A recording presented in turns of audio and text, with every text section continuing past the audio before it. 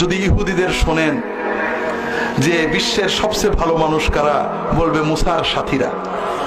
খ্রিস্টানদের শোনেন সবচেয়ে ভালো মানুষ কারা, বলবে ঈসার সাথীরা আলাইহিমুসসালাম।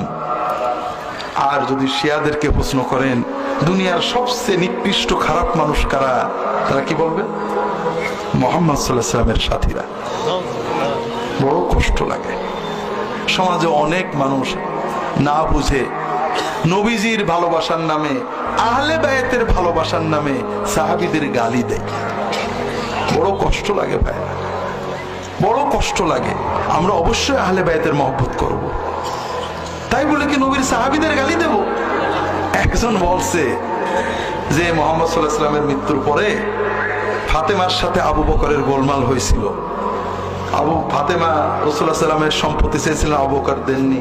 এই জন্য ফাতেমা বলছিলেন আমার মরার পরে যেন লাশ না দেখে।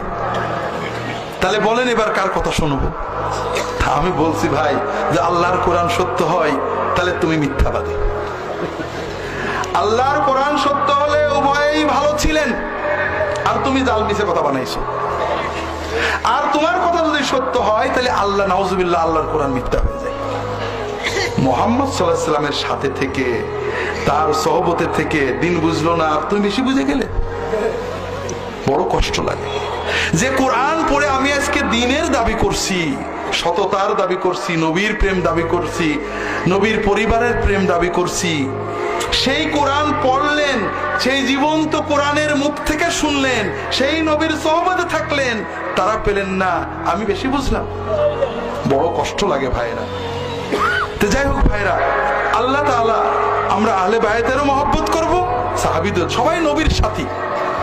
তাদের ভিতরে ভুল বুঝাবুঝি হলে, মানুষে মানুষে ভুল বুঝাবুঝি হলে, এটা মানবিক ব্যাপার। এটা আমাদের এক অলির সাথে আর এক অলির ভুল বুঝাবুঝি হয় না।